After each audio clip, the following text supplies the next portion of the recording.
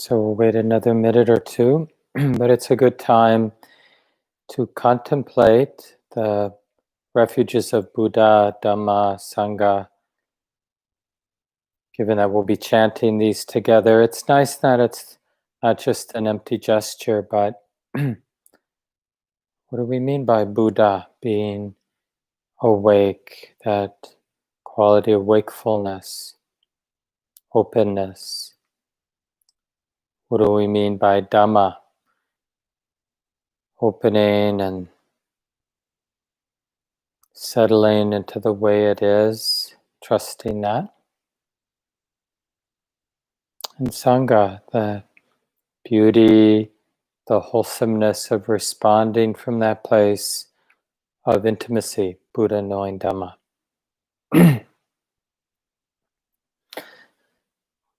So we'll begin. We'll chant the refuges and precepts together.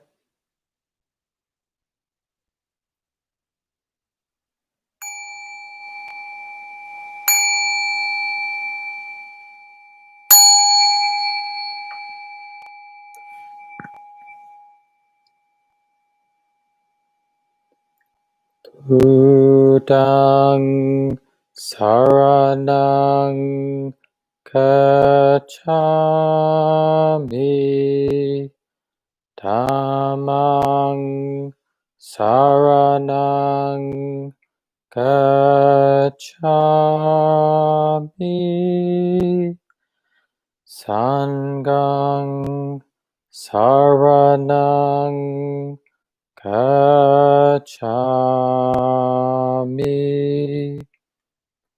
Dutiyampi Buddhang saranam gacchami, Dutiyampi Dhammam saranam gacchami, Dutiyampi Sangham saranam gacchami,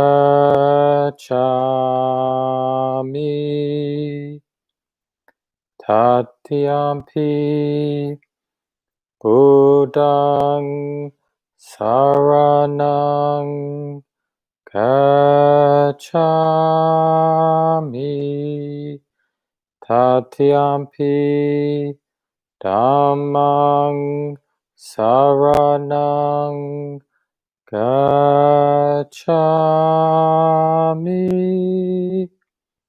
Tatiyampi Sangham saranam gacchami.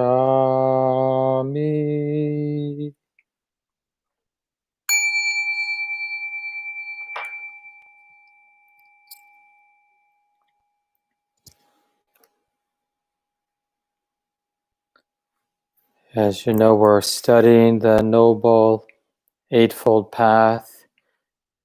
It can seem like a funny word, noble, sitting now in a way that has this nobility, this integrity, and this deepening confidence that we belong here. We belong in this place of openness, not afraid to rely, to abide in awareness and this openness, this willingness to feel.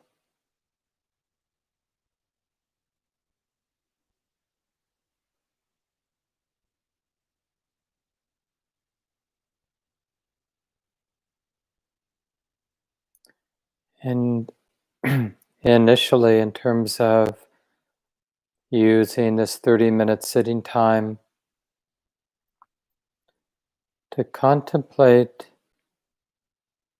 the reality of the path. The path isn't some belief that we have. This path of awakening is a very real and organic, earthy, natural process. And when the ingredients, the supporting ingredients, are available, then the path unfolds. And when the ingredients, the supporting causes aren't available, then our life, our mind tends to repeat cycles that are stressful, cycles or patterns that are really dominated by self-centered view, self-centered reactivity, and self-centered stressfulness for ourselves, for others.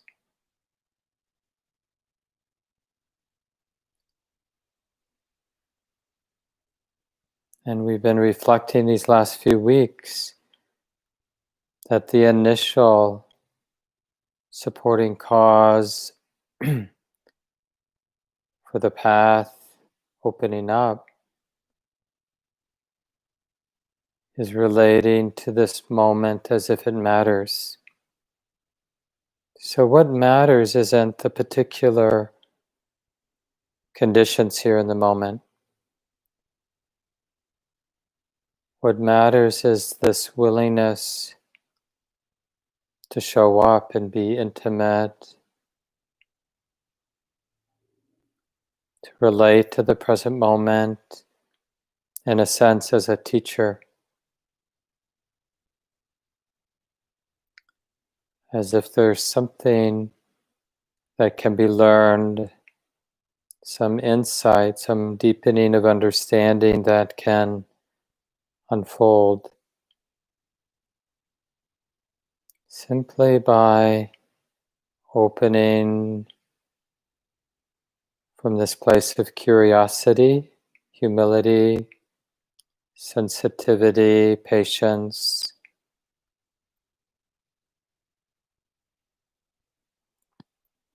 and confidence that for the path to unfold, we don't need ingredients that aren't already available right now, right here. We don't need a different life, a different set of circumstances. It's all about respecting, opening, relaxing, and trusting, and letting the moment be a teacher. And initially, the moment being present teaches us when the mind is relating in unskillful ways, the seeds of stress and suffering are planted. And in those moments when the mind is relating with wisdom, with compassion, with renunciation, with this deep valuing of non-harming, then we're planting seeds of awakening, seeds of ease, seeds for healing. And this difference between planting unwholesome seeds and planting wholesome seeds, this can be directly discerned right here, in a sense, in the heart, in the mind, just by being willing to be mindfully aware.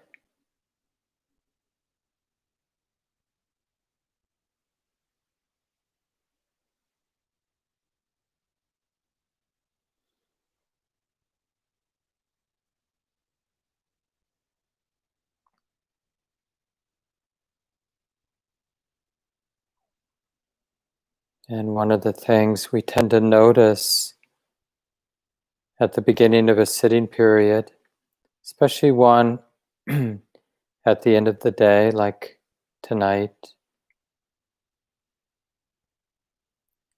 is we tend to feel as we're settling into the sit, any leftover business from the day. like remorse or guilt, embarrassment, humiliation, or if it feels, if the day was pretty clean in the sense of not having a lot of leftover business, then you might notice that absence of guilt and remorse, that lightness.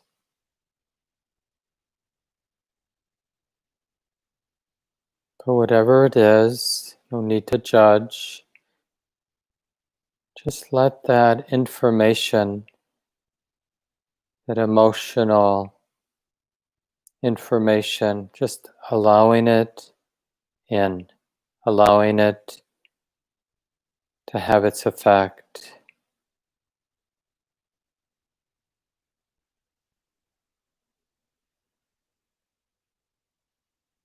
This is what we spoke about last week when we talked about conscience.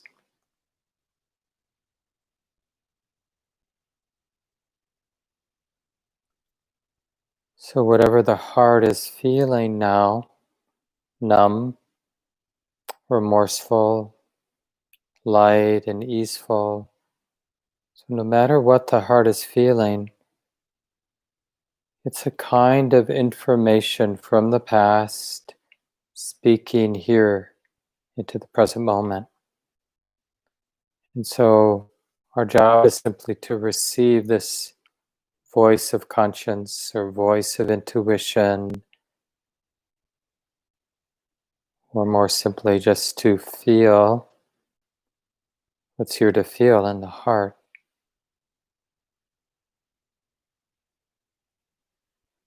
We don't need to add anything or judge or try to get rid of, or hurry it up. Instead, we simply allow the heart, the feeling in the heart, to speak without words, just speaking as a feeling, quality, or maybe different qualities that are moving, in a sense, through the heart. Remember, sometimes the feeling is the feeling of numbness, or the feeling that there's no feeling.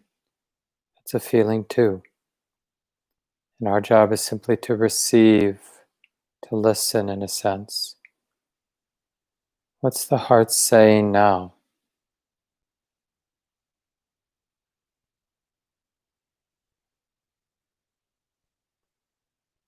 And in no way are we forcing anything?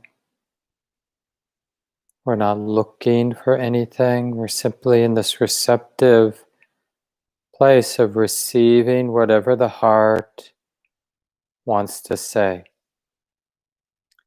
And especially orienting towards a more simple, raw feeling, emotional feeling, quality of the heart.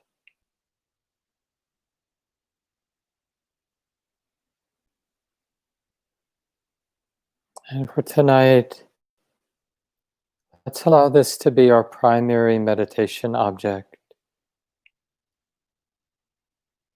Listening to the heart in an unforced and a relaxed way.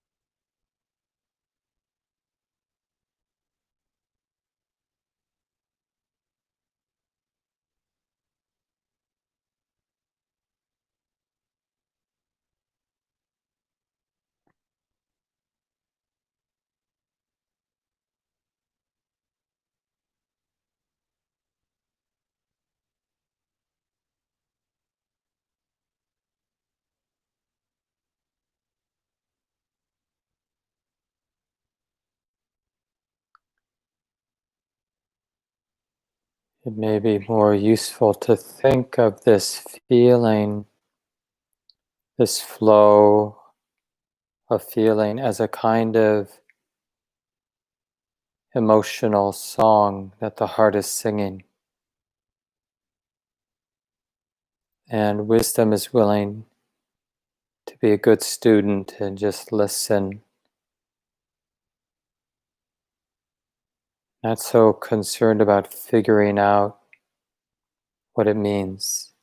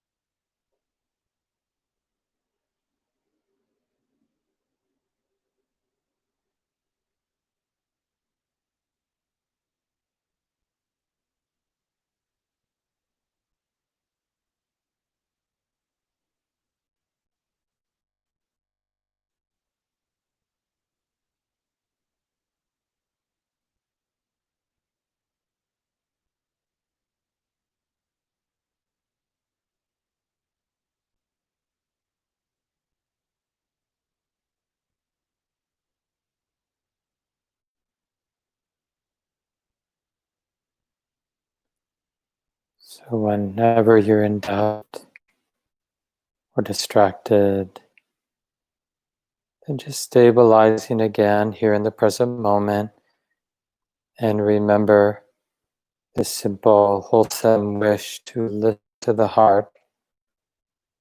Let the heart sing its song, whatever kind of song it is. Feel that stream of feeling, sensation, emotion, perhaps other qualities of mind, even maybe at times a mental image. But remember, don't try to figure it out. Just be willing to be intimate, to feel, to be patient, and to allow the heart to flow, to sing its song.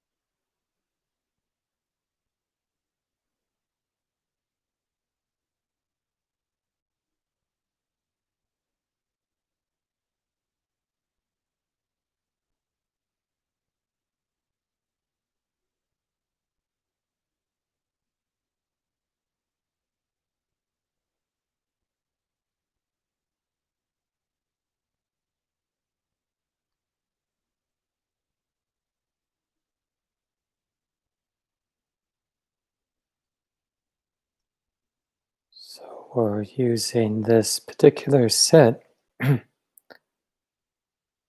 practice keeping the emotional, intuitive heart in mind. This is our meditation object. So you can, of course, start with the physical heart.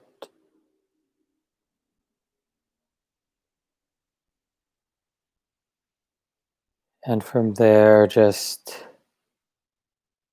willing to be interested in the emotional flavor of the heart song.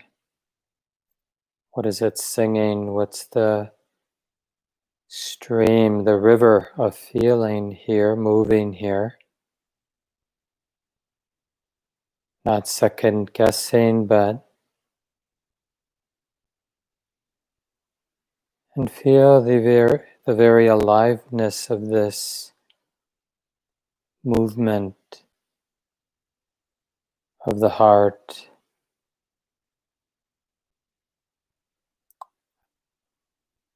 Letting it have its say.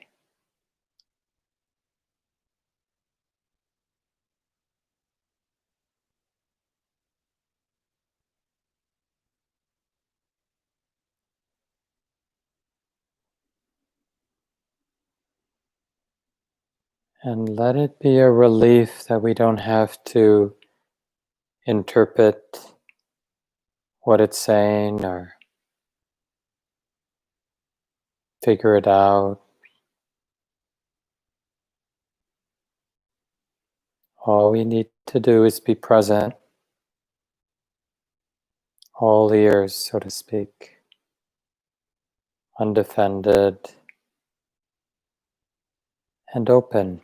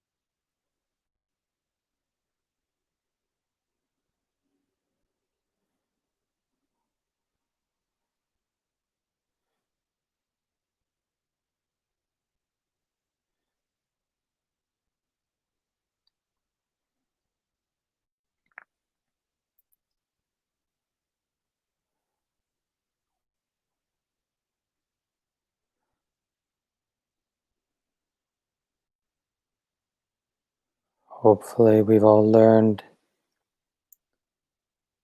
that it doesn't help, it doesn't do any good to be telling the heart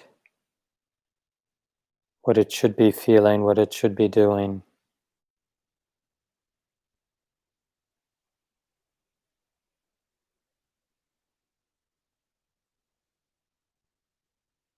In a way, what we're feeling, what's moving in the heart is the cumulative vibration of everything, all the impressions from the past, leads the heart to feel the way that it's feeling right now. It's all the reverberations from all things past. And it feels like this, right now, right here, in the center of things, in the heart.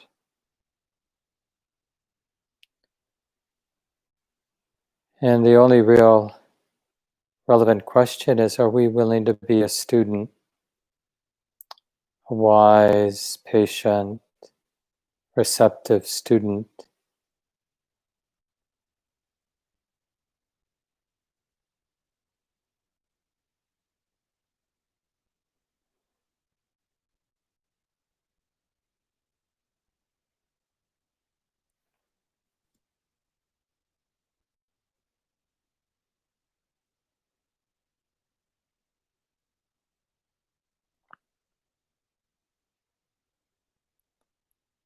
So this is our training, learning how to listen to the voice of conscience, the voice of intuition.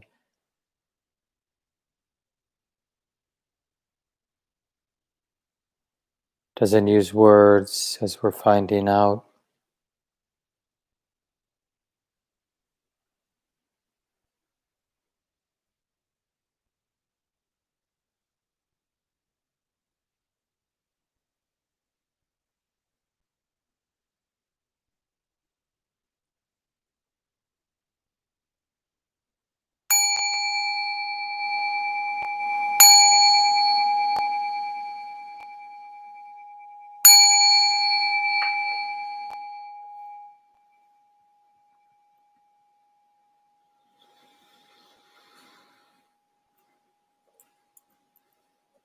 So take a moment, stretch out.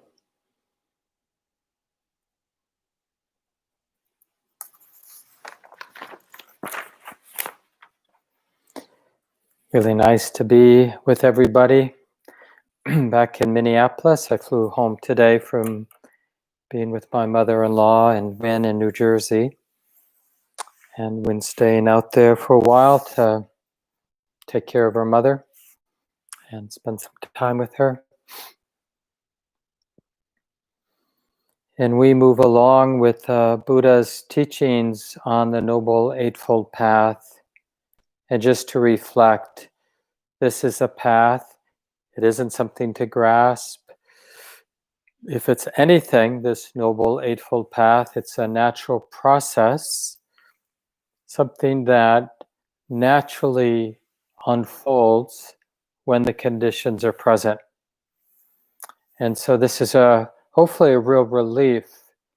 It may feel, we may interpret our life in terms of there being a real struggle of me trying to be good, me trying to listen and study the Buddhist teachings and put them into practice. But as we contemplate actually, we see that that interpretation may not be the most skillful one. So let's keep this in mind about everything we're talking about, and especially this next section when we're talking about sila, ethical conduct, wise speech, wise action, wise livelihood, right? So we have the wisdom section, right view or wise view, wise intentions, and then we have the action part, this interrelatedness, engagement part of the path, which is defined as wise speech, wise action, wise livelihood. And then we have the mental heart training samadhi section we call, that is made up of right energy or effort, wise mindfulness, wise concentration. So especially in this section on sila, ethical conduct, it's really important to understand the path as a lawful, natural, organic process, not something that we master or some kind of attainment. I've attained some kind of purity of action. I've jumped through that hoop. I can check it off my list, and I'll move on to the more important stuff like wisdom. And that's often how we think of ethical conduct. But it's more useful and helpful and in alignment with how things are in our heart and in our lives to understand it as a natural process. Like we've been talking about, when we pay some attention to life, we realize that it matters. Like it matters first and foremost whether I'm paying attention or whether I'm justifying being distracted and being superficial and flitting about and just kind of letting my habits of attention do whatever they're going to do. Oh, this looks interesting. Oh, I'll think about that. Oh, I'll fantasize about this. So basically a life that the mind is doing nothing more than acting out whatever likes and dislikes and other habits that have been formed. And when we are somewhat reflective, we see that life based on habit is very limited. And we notice the stressfulness embedded in most of those habits that are driving what we're paying attention to. Basically, in Buddhist terms, we talk about it, most of our mental activity is being driven by our likes and dislikes, chasing the pleasant, avoiding the unpleasant, as if that leads to some settled place, which of course it never does. Whether you look at a 2-year-old or a 95-year-old, most of us, most of the time, are in this restless pursuit of pleasant experience, feeling good, mentally, emotionally, physically, spiritually, and avoiding feeling bad, mentally, emotionally, spiritually, physically. And that basically characterizes our existence. We're in this restless realm, chasing our likes and dislikes. We're a little bit reflective. We realize it matters. And first and foremost, I need to be a better student of why I'm living my life chasing my tail, doing the same thing, getting the same results. With that paying attention because it matters, wisdom naturally has a support now because we're paying attention because it matters. Wisdom has the support it needs to begin to discern what's skillful and unskillful. So we talked about last week and the week before, this is this initial birthplace of wisdom where the mind, the heart, that conscience is beginning to discern, have a sense of what feels skillful, what feels unskillful. Right? In the Buddha's map, for us to check out whether this aligns with what this sensitive heart is learning in its experience, the way the Buddha maps it out, renunciation, which also means contentment and generosity and non-stinginess, is associated with ease and the releasing and the healing of the heart, and stinginess and greediness and discontent is associated or correlates with tightness. Makes sense to me in terms of my experience. Kindness is correlated with release and healing and lightness and ease. Ill will, for me, and according to the Buddha's own experience, correlates with the heart being tight and planting seeds for suffering. Non-harming, really valuing, not contributing to harm for myself or another, and really wishing that the suffering of others is alleviated, as a enlivening, liberating, enlivening feeling, right? It's energizing to care and to not want to contribute to the suffering of others. And being negligent, not caring about my suffering or the suffering of others. Like an example, that would be being really okay about a short-term pleasure, even though it's setting me up or setting others up for more suffering. I don't care. I just want this now. That negligence is stressful and causes harm. So this discernment of what's wholesome and unwholesome is a very organic, natural arising when the mind knows that it matters, so it's paying attention. Then the mind is naturally going to discern what's wholesome and unwholesome. Your articulation may not exactly line up with the Buddha, but probably, this is my sense, what you see directly, what you understand directly, will be the same as any wise, attentive, and compassionate person who cares enough to pay attention to discern what's skillful and unskillful. We're basically going to find the same thing. So in this sense, we each discover like that foundation of morality, where we're going next, is something that each of us discover in a sense individually, but it's a universal discovery.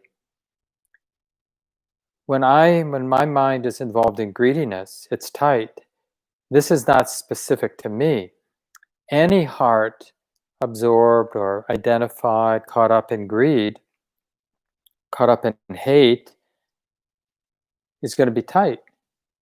Don't you feel this is true? And we see this with our mindfulness, as the Buddha says, we're being mindful internally, we're being mindful externally.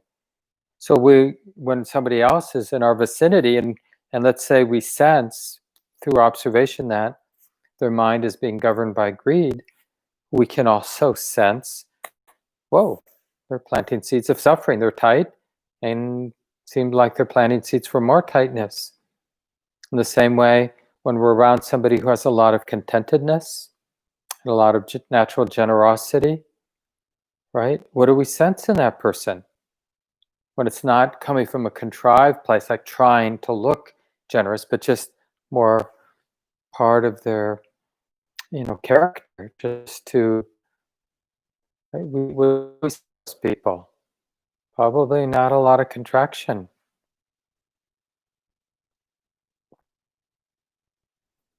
I realize I've just got a signal that my internet may be a little unstable, so maybe somebody could just respond that you're still hearing me.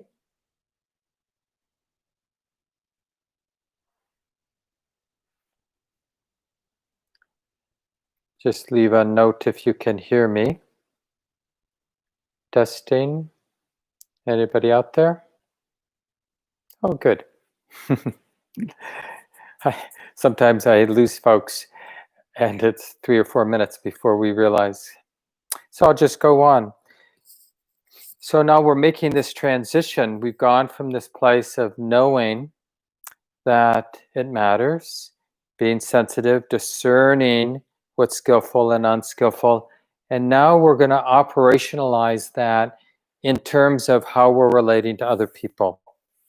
And this is that whole section in Buddhism we call sila, which is like this foundation, this bed. And remember, see, the way we tend to misinterpret this part of the path is like, oh, I need to be good, I need to be ethical for the sake of other beings. And on some level, that's absolutely true. We do need to be skillful so as to not harm other living beings. But this work of bringing this initial wise intuition that it matters, and then the work of discerning how it matters. Oh yeah, stinginess is tight, non-stinginess is released. Then what does that look like in this situation? What does it look like in that situation? What does it look like in terms of sexuality? Like stinginess, non-stinginess, ill will, kindness. What does it look like in terms of this situation where there's a lot of power dynamics? What does it look like in terms of like gender, working with someone who identifies gender differently than you do, right? Or any of those sort of spectrums of difference? How do these things start to show up? So this operationalizing what we've been discovering is skillful and unskillful, then we bring it into this complicated world of relationships where there's so much baggage, cultural baggage of how our heart has been conditioned. And just the way, all of these forces work. I mean, we have the survival instinct, we have the reproductive instinct, we have all this conditioning around difference and belonging. We have survived for so much of our evolutionary history as relatively small clans that were very dependent on the trust within the group, and then often very mistrustful of what's outside of that group. And so now we bring this into this very complex, very big world where we're all mixed up in very large, often at least very large groups. And how do we operationalize what we've learned is skillful and what we've learned is unskillful? And one way to think about this is that we're developing, like in terms of the operationalizing what's skillful and unskillful, into sort of more ethical, this